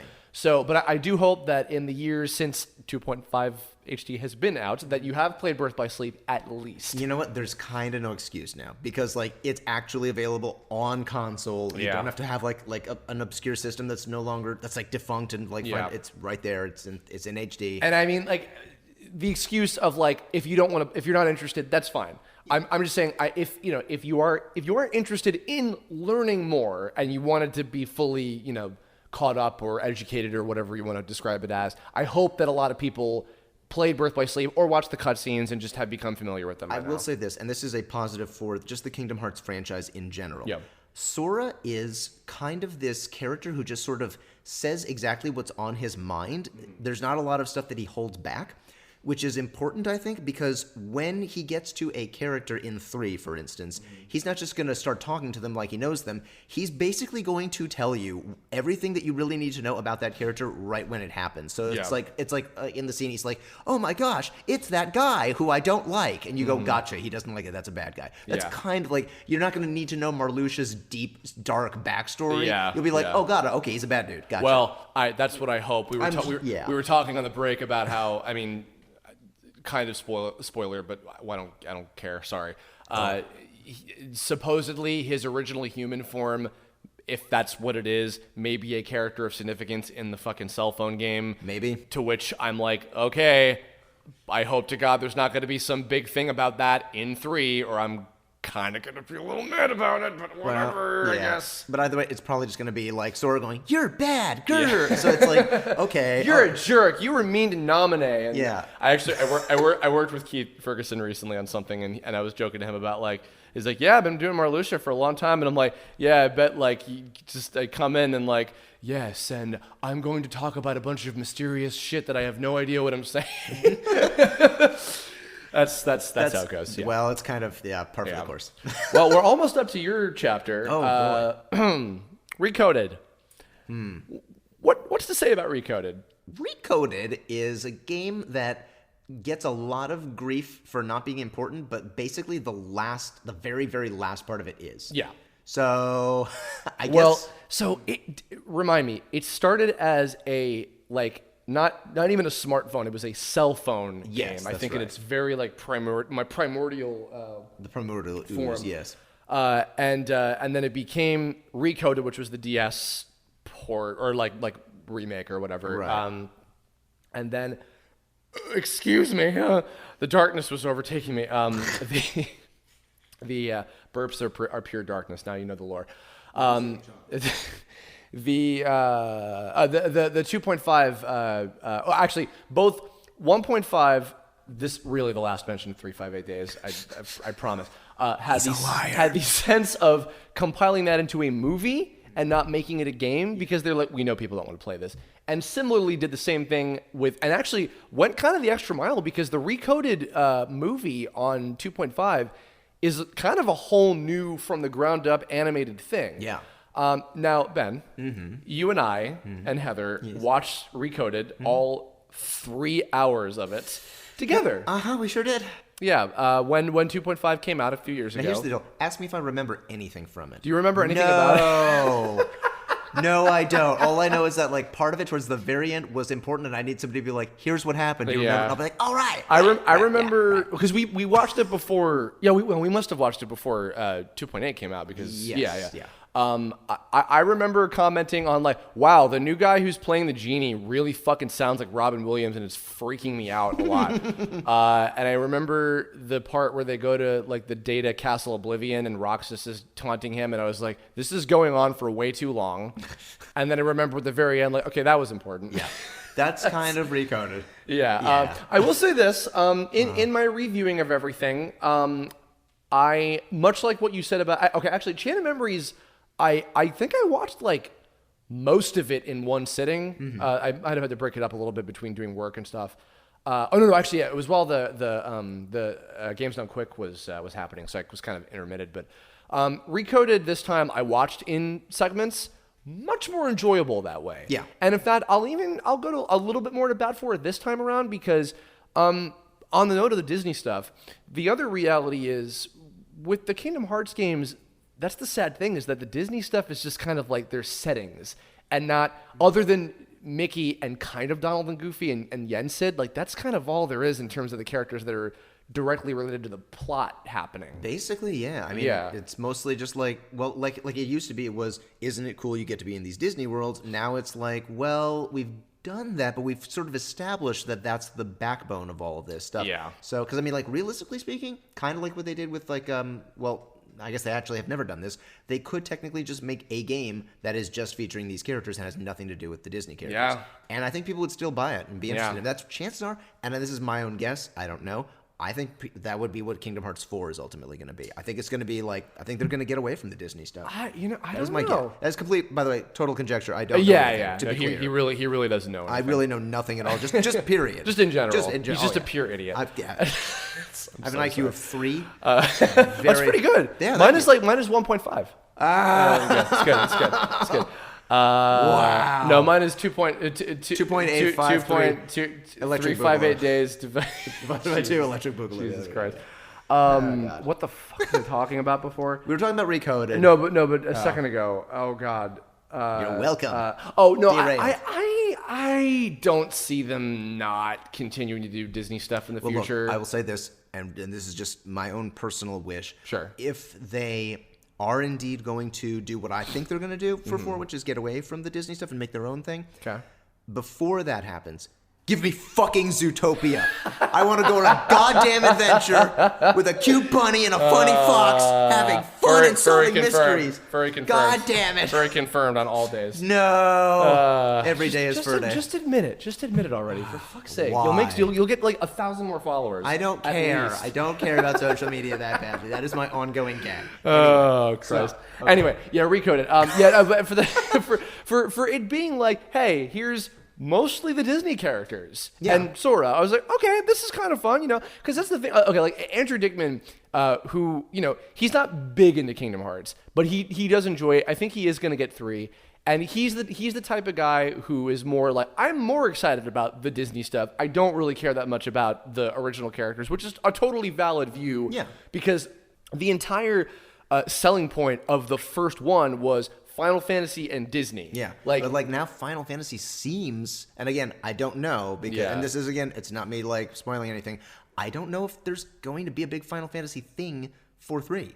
Yeah, I mean, they have talked about officially that you will be going to Radiant Garden. Oh, you will? Yes. Okay. So, right. But they've only said that like Ienzo, which is Zexion, his human form, is there doing research shit.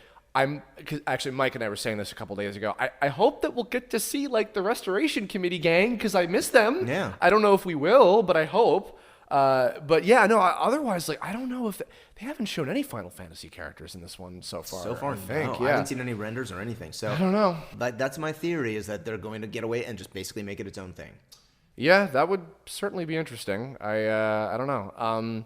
Either way, well, nonetheless, yeah, I Recoded. It was a fun little jaunt just to see that again. It's fine. You know, I also specifically love the Kingdom Hearts version of Mickey like a lot. I think he's awesome. He's really neat. Yeah, you know, like because it's just funny because it's like okay, Kingdom Hearts Mickey. I'll pay for this. It's that kind of. I miss Wayne Allwine. Oh, seriously. Sorry. Rest in peace. No, I'm not. All of us Fucking, what is it? Yeah, the funny thing about Kingdom Hearts Mickey, I might have talked about this before in some other Kirblog about like some other cartoon character like this. Kingdom Hearts Mickey kind of fulfills that like childhood kind of desire when you're growing up, when you're like you're a nerd and you're still into cartoons and video games and nerdy stuff with like characters, but you're growing older and you like want to see them like get to do things that are cool. You want to see them grow with you. Yeah, like you want to see them get to do badass things, which sometimes that happens and it doesn't always go well. And sometimes like it will just so happen to work in a way where like, oh, that's cool, I like that. And I feel like the badass like fighter version of Mickey that's like a fucking like hero of lights, like almost like if Mickey were a Final Fantasy character, is cool. It is kind of cool. I'm like, okay, because like Donald and Goofy, you have a weird like love-hate relationship with because like they're the Disney characters that you love. If you're a human being, you probably have them shoved in your face everywhere because they're fucking Disney characters. But they're I hope that their AI has improved in 3. I'm sure it has. I'm sure too. But that's part of the love-hate relationship is their the lack of dependency you can have on them, and also because unfortunately they don't really get to do a whole lot in terms of adding to the plot. Yeah, they're mostly just there to be Disney characters. Yeah, it's kind of like okay, like it's that weird thing of like you don't have direct control over them, so they're not really true party members in the sense of a traditional JRPG, but. I mean, as long as their AI has improved, and it's not just like, I gave Donald 5 potions. Oh, he just used all of them for absolutely no reason. Thanks. And he healed Goofy, who's going to pop back to life in 3 seconds anyway. Thanks. Boil. Yeah. Yeah, all that stuff. Nobody knows what he's saying to this day. Boil. He's saying boil. He's saying boil? Boil. Olive oil on my salad. Yeah, I mean, I hope that it would be cool if it seems to me, based on what we've seen so far, that they will have at least somewhat to do with the plot and not just in the whole like Goofy getting bonked on the head in 2 and everybody thinking he's dead for all of 2 seconds and then he's fine, like, which was like it led to the best line ever of like Mickey going, pay for this. Oh. Yeah. Yeah. But no. Well, to be serious though too, speaking of that for a second, I am. The fact that also you can have like multiple party members, like you have Donald and Goofy, and then at least 2 other characters from that game. That's great. Thank you, PS4. Yes. Thank you for having powerful. Yeah, for real. Yeah. Remember at one point, I'm sure at some point we're like, oh man, I better get a PlayStation 3 because I'm sure Kingdom Hearts 3 will be on it. What fools we were. Yeah. The fact that like you can have that many like characters with you on screen at the same time, that makes me confident that all of them will play better. Yes. Or rather, do multiple things. Yeah. See, I like too the idea of that you don't have to switch out either Donald or Goofy and put the third person in. Yeah. I love that. Thank God, because that was always when I was a kid. I was used to old school JRPGs where it's like if they weren't in your party, they weren't gaining experience. Yeah. So for me, I was like, oh crap, I could put Hercules in, but he's only going to be here in the Hercules world, and then Donald will be underpowered for the next world. For me, I would like put him in for 2 seconds. I'd be like, this is neat, whatever, and then I'd put Donald back in. Yeah. And I didn't experience the games the way we were actually supposed to. I'm like, oh, well, I wish I'd known it was going to level Although up anyway. even then, I'm sure they're just like, God damn it, I wish we could have just had the character join. Yeah. Like, it sucks that you always had to switch out either Donald or Goofy. Yeah, like, what the hell is Donald doing? Well, like, Beast from Beauty and the Beast is in my party. Is he just sitting around picking his Actually, beat? What the heck? I'm curious. I'm replaying, and also in the comments, let me know. I'm curious. Were you more of you would always have Donald on your team, or more of Goofy on your team when you had to switch out for one of the other characters? Oh, I would always have Donald on my team just because, and everybody makes fun, he was the healer, and occasionally he would heal me when I needed it, and I'd be like, okay, I guess I have to have him. Yeah, I want to say, I think I probably did the same thing for the same reason, just knowing like how I play that game, but... Press X to win. Yeah. That's how we Press played. X to win and wait for Donald to go. Yeah. And then you're... Yeah. Fucking... Okay, well, we've arrived at your entry points. God, I fucking hate the antagonist in this game. There's something about his voice that just makes me want to punch him in the dick. God, Man, they just want to punch me in the dick all the time. Thank you. Is that your impression of me? It's pretty close. I'm not gonna lie. Wow. Yeah, Kingdom Hearts Dream Drop Distance came out in 2012. Yeah. That is already now, what, 8 years ago? Oh, wait. No. No. 7 years ago? Oh, yeah, big yeah. deal. I mean, still. Still, holy crap. already a long fucking time ago Yeah. you recorded that. Hey, kids, if you're listening to this, when you get older, time flies really freaking yeah, for fast. real. I was, excuse me. Christ, I'm so burpy. We had coffee on break, sorry. I was just finishing college. I was out of college for a little bit by the time that game came out. And I remember being like, oh, it's Ben Diskin. Hey, how about that? And then that was shortly after that. Because we met in 2013. Because I reached out to you. Okay. And on your Facebook page. Yeah. Don't eat any. Don't take any wooden nickels there, kid. Yeah. To go find some other Kirblog where we talk about how we first met and fell in love. And then I moved, and then you were here to greet me, and then we got married and had 10 beautiful children. I'm sure you probably told like a few stories on when we did the Stream Drop Distance thing, which, by the way, if you guys haven't seen, we did a full playthrough of Dream Drop Distance, me and Ben and Casey Modulo and Heather. Yes. And it was a lot of fun. It's in glorious, 240p. Yeah. Because my internet sucked back then, and I couldn't upload at all. Yeah, and I had no idea how to do any streaming shit, so Casey was basically there to play damage control and do any of that because I had no idea what I was doing. Yeah. But I'm sure you had a couple stories, but I don't know, in terms of working on the game, anything to talk about? Or So we recorded all of my lines in 2 4-hour sessions. Okay. And I was given basically no context for anything.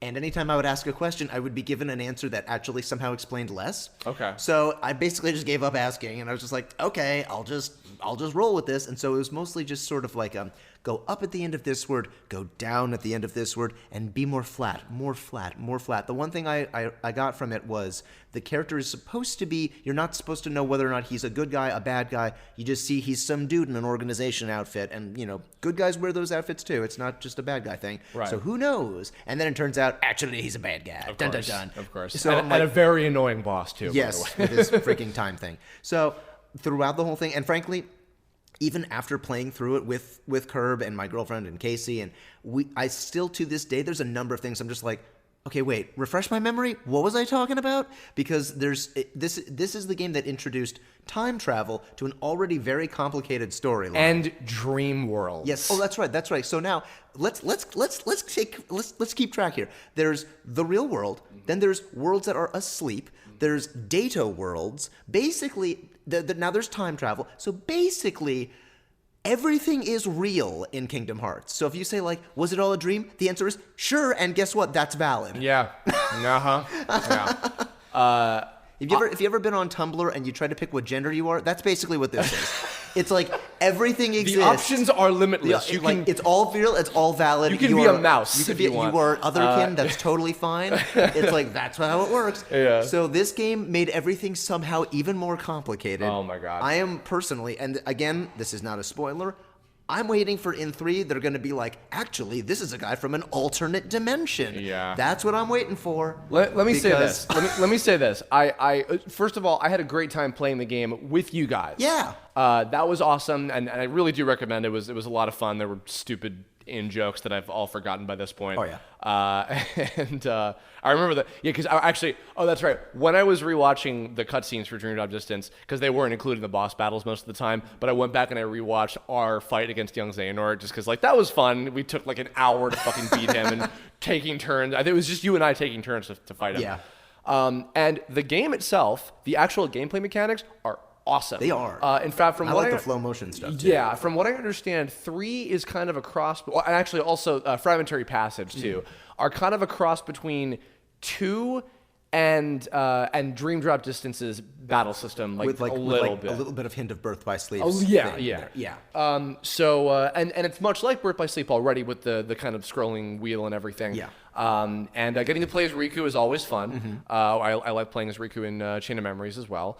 Once again, I love the 2 intersecting Sometimes it was a little The weird, dropping but thing got yeah. annoying, but although it was fun because it gave an excuse for us to trade back and forth. That was kind of funny. Yeah. So I had a lot of fun playing the game. However, this game is more than anything else ever. This game is the epitome of Kingdom Hearts' story and lore and characters is so fucking convoluted that it is like, for some people, difficultly inapproachable to get into as a result. Well, to be totally fair though, if your very first game is Dream Drop Distance, you've done it wrong. So I'm sorry. Of course, that's like, if you're just like, I don't get this. Well, duh. Yeah. But in terms of just like trying to comprehend everything, I mean, like, look, to be honest, and okay, I know I've said this like 1,000 times. I have rewatched I even did recently actually no, I have a difference in what I have to say about this now. So years ago, I said I've watched the KH Insider. Shout out to, in case they ever listen to this, you guys are cool. Yeah. You do good news updates. When KH Insider and Game Trailers, rest in peace, Game Trailers, got together and did the Kingdom Hearts Mysteries miniseries, I watched their video about explaining how time travel works, like multiple times, several times. On probably the 10th viewing, and I'm not even kidding. Now I think I have an understanding of how it works. Okay, explain it to me right now. It's you. Wrong. I'm just kidding. Go ahead. I actually believed you for a second. Oh, wow. You piece of shit. No, really, no. I really want you to explain it to me because really, yeah, really, I'm dead serious. Yeah. You have to abandon your body, which, as a Heartless, you have the ability to do. Right. You can travel into the past. Correct. Only in one direction. Yes. You can only travel within the length of your own life up until your creation through the most present moment. Right. You cannot go to the future because it's not been written yet. Yes. And you cannot actually alter events that are set in stone, but you can etch certain things into someone's memory, which is the explanation as to why Ansem, Seeker of Darkness, the Xehanort Heartless, had somehow magically realized he had the ability to travel through time, go back, somehow predicted everything that was going to happen in the entire series. And this is where I'm going to bring the fucking Bleach thing back in, by the way. And then give his past self the ability to time travel somehow. That I don't understand. He gives himself the ability to do that, and then sends him on his way to do that, and then brings back several of the other incarnations of him that are supposed to be destroyed. Right. And also they're back in 3 somehow. Yeah. So I understand how it works, but it's fucking stupid. There's a number of things that don't make sense and that are never explained, and it's just like you just got to roll with it. I mean, even quite frankly, like you know, like it's been revealed by this point. Ansem the Heartless and Xemnas the Nobody are 2 of the organization members of the true organization. Right. Yeah.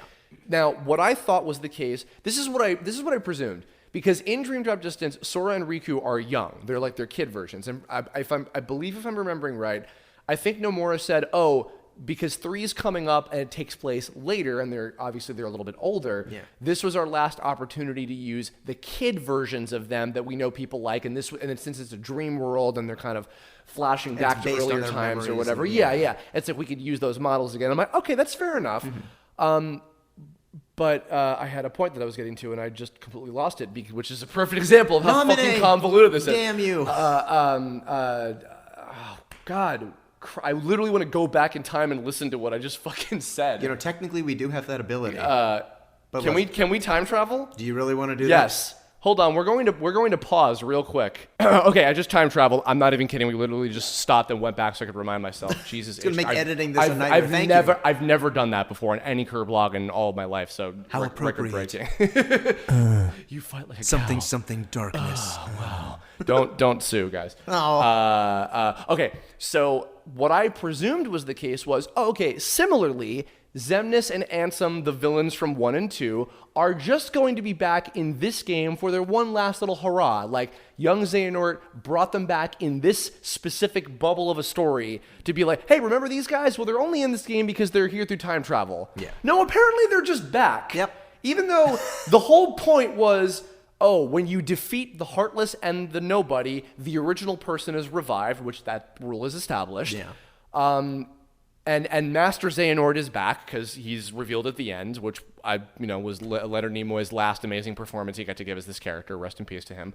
I figured, okay, and then they fade away in that cutscene. I'm like, okay, they're probably all going back and they won't be the real ones. But then, like, no, they're just here. See, like, this is where I come up with the whole, like, alternate dimension thing. Or, like, kind of like, okay, in Back to the Future Part 2, where they're explaining how this stuff works.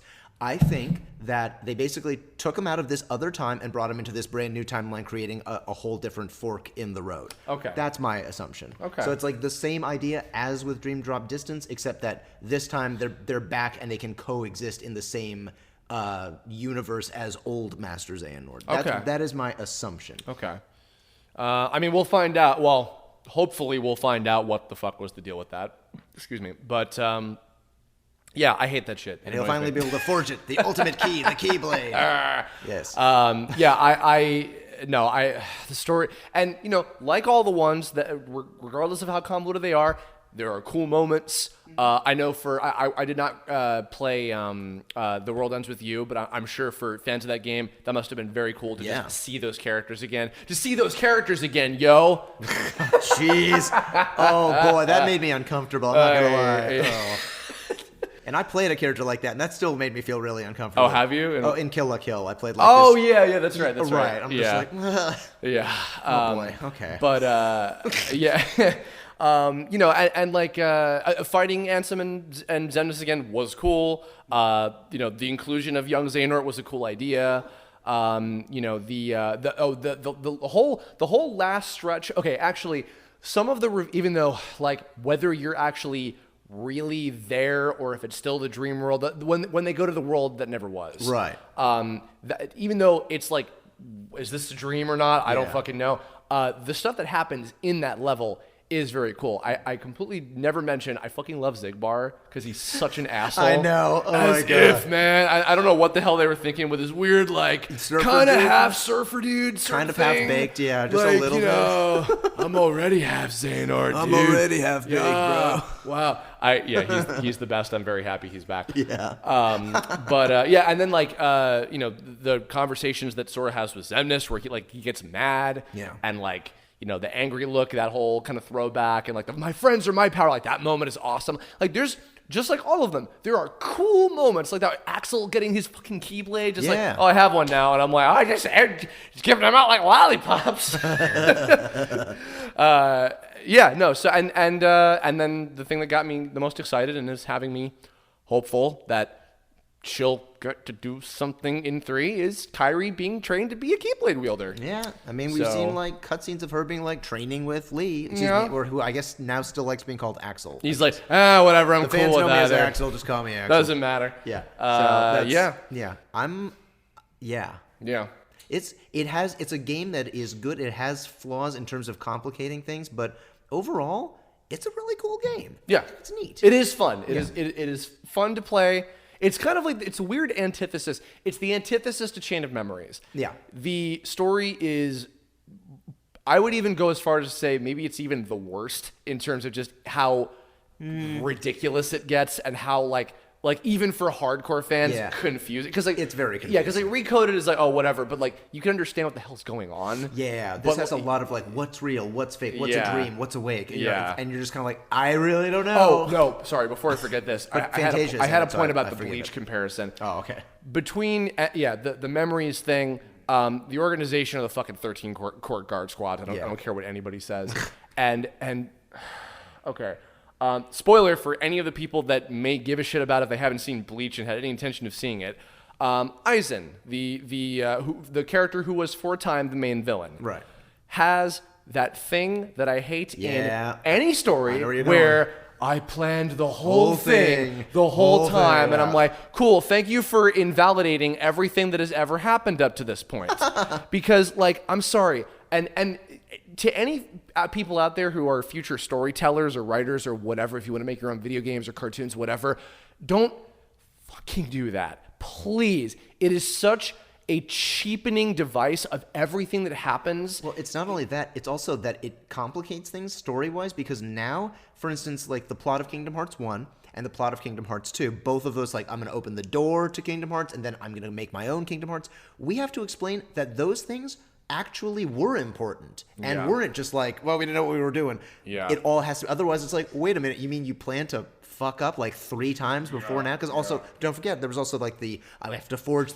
let's not even go into this, the Keyblade as opposed to a Keyblade. Yeah. Right. So like, If you get it, you get it. yeah, that's from Dream Drop Distance. Yeah, and it's or Birth by Sleep. Yeah. And it's like, okay, so this is 3 different things. Which one of these things is supposed to be real? Yeah. So now apparently all of them were real, and they were all important. So Yeah. they're gonna have to explain that in 3. I hope they do. Otherwise, we're just gonna be sitting there scratching our nuts, going, "Why did the organization members make this fake Kingdom Hearts?" And it turns out it doesn't work. What the hell? The biggest thing, about? the two things that annoyed me was Ansem magically Xehanort somehow having predicted everything that would have happened is lame in terms of storytelling because it's unsatisfying and cheapens everything. But there is technically an in-game explanation for that. Oh, with back cover. Yeah. With back cover. Okay, yeah. Yes. Fair enough. Fair enough. Yeah. Right. Supposedly, if you guys have not seen back cover, this is just a quick thing, is that there's a possibility that the eye on Master Xehanort's Keyblade, the one that has like the ram shape on it, has the ability to see into the future. So no. Oh, not no? quite. It basically, as it goes forward in time, being passed on to new Keyblade masters, Right. it is telling the Master of Masters all the way in the past what is going to happen. Oh, so okay. the future really has already been written based on what the Master of Masters knows. So now it's like, well, I guess Xehanort can kind of tap into that. And so Right. he has seen various things coming true, but also his view is probably more limited than what the Master of Masters could have Right. But either way, Still, the divisive storytelling knowing, device. It cheapens everything because then it really makes all of the struggles that the characters went through seem like unsatisfying and like kind of unfair. I knew you would beat me. Yeah.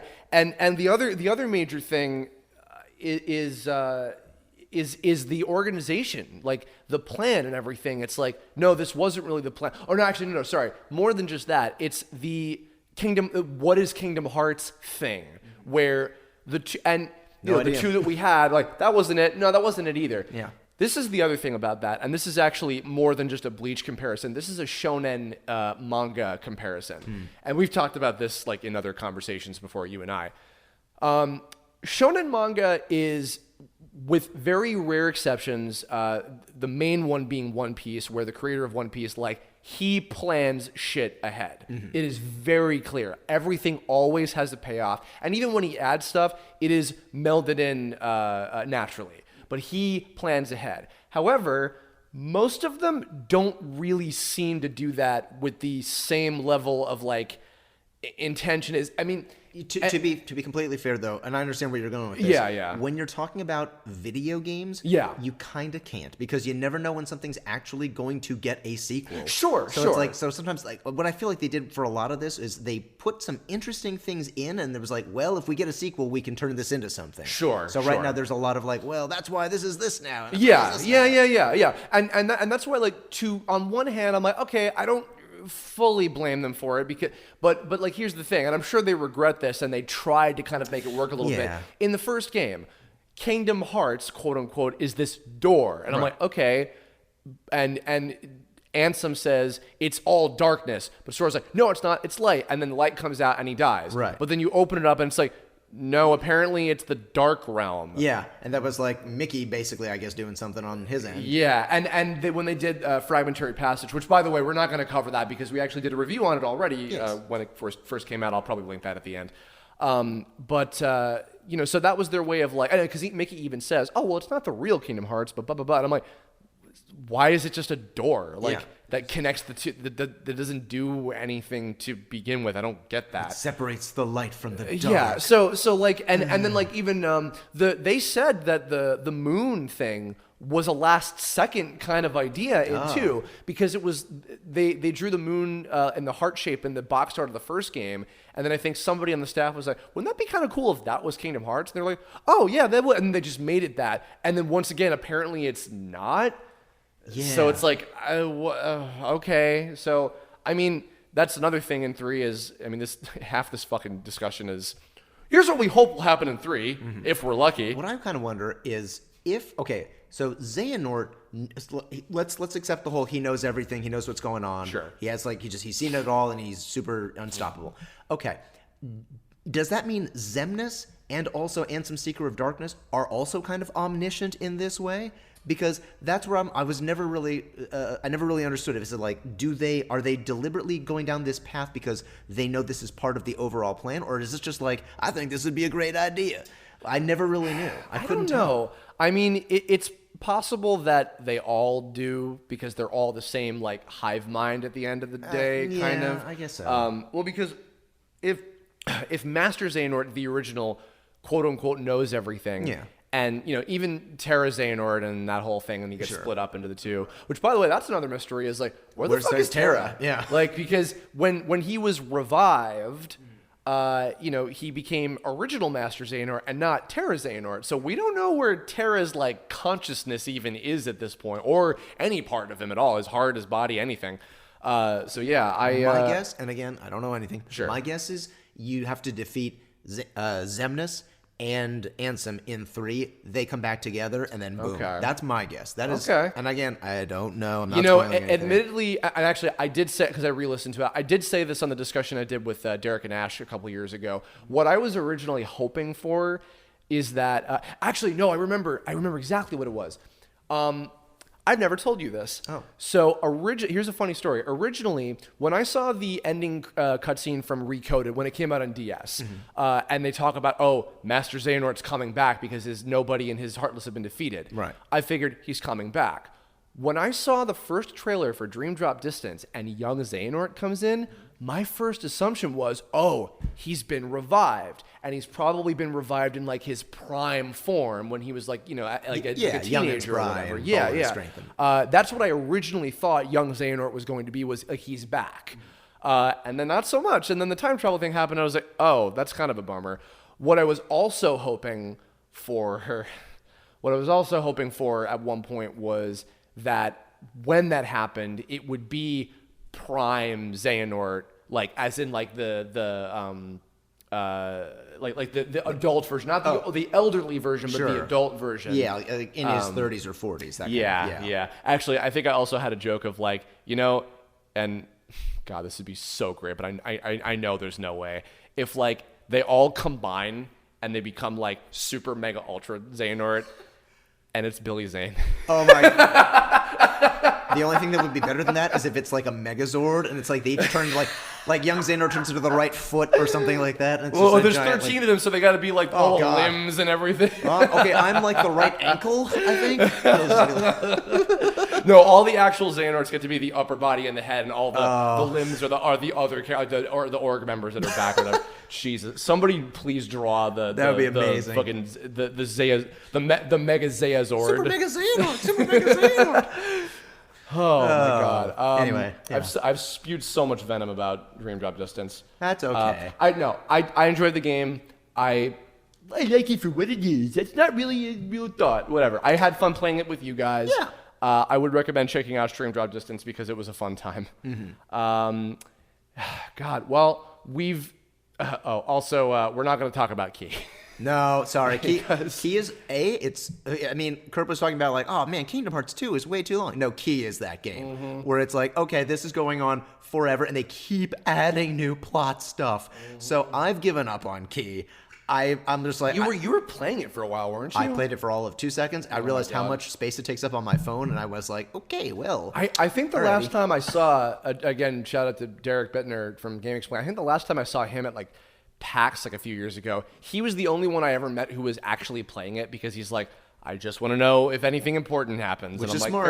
Fair enough. And it turned out he was a good boy. Yeah. Although I can't imagine, and even I'm not even doing this, but I can't imagine like people who are as hardcore as Heather, because Heather is the most hardcore Kingdom Hearts fan of all of us. She knows more than I do. Yeah, and she can't play that game either. No, but she at least keeps up with like when they have new cutscenes come out or yes, whatever. So there are YouTubers who basically have chronicled everything that is important in Key, and then Key. What is it like? It's Unchained Key and then Union Key, and then Union Cross. Yeah, so like.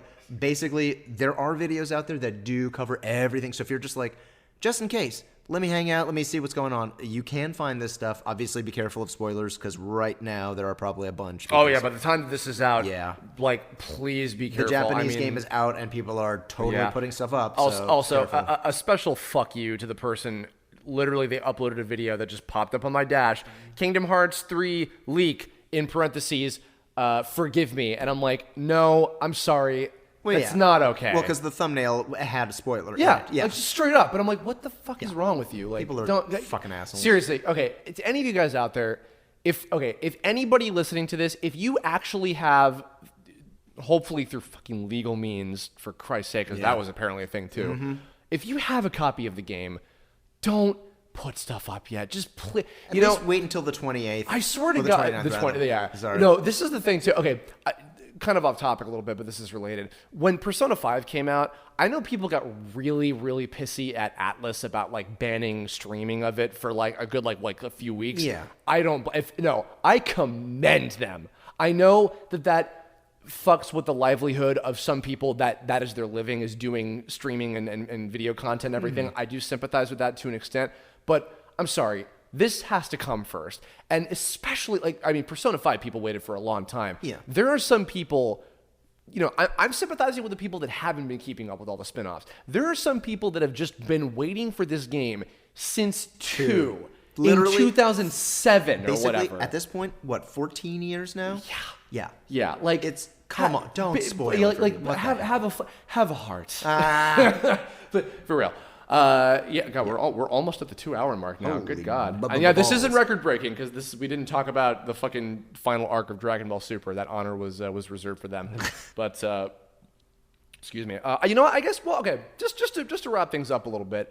I know for you it's a little difficult because you have worked on 3. Sure. But what are some things about 3 in general that you are looking forward to? I am honestly looking forward to seeing the Disney worlds, especially the 3D movies, being portrayed in as close to the way they actually are in the film. Yeah. Just because that was always the big letdown of 2 was like, hey, it was PlayStation 2. We had limited hardware. What do you want? They did the best they possibly could at the time. But now with the PS4, yo. And you've played it. You've played the demos. I keep forgetting. You and Heather got to go. What was it? The Kingdom Hearts 3 event or whatever? Yeah, there was an event in Santa Monica where we basically got to play through almost all of, not all of the Toy Story world, but a good chunk of it. Yeah. And also part of the Olympus world. Okay. Oh, cool. And and it's very, very good. There is so much fucking detail. Yeah. In just in the Toy Story world, you can basically just walk around and just look at things, and there's just amazing detail from the movies just everywhere. Posters that were from the movie are in the toy shop that you're in. It's so much good stuff. They put so much effort into this game, and so I love seeing all that level of lush detail, and that's really what I'm looking forward to. Yeah. I have come to accept by this point that there are probably not any other worlds that haven't been announced by this point. I think that all the Disney ones that they've shown, are in all likelihood what we're getting. Probably, and, seems like it. Yeah, in addition to the plot related ones like Radiant Garden and Twilight Town and all that stuff, But as far as the Disney ones go, I think that we have the 8 that are in there. But they're big. They're very big, as they've described. They're bigger than any of the ones that we've had in any previous games before in terms of just stuff to do, size, scope. The amount of stuff. I've changed my tune on one thing. I've said this a billion times as well. I was of the mindset of I didn't want them to do any Pixar stuff yet. I kind of wanted them to stick with mainly first party Disney stuff for all of 3, and then when they did future ones, then move on to Pixar, Star Wars, Marvel, all that stuff, which I hope that they will continue to do if they don't do what your theory is of just doing all original stuff. But you know what? And the fact that Nomura apparently said if we couldn't get any Pixar stuff for 3, it just wouldn't be the way that I wanted it to be. Wow. So the fact that he fought really hard for Toy Story and for Monsters, Inc., which both look like awesome stages.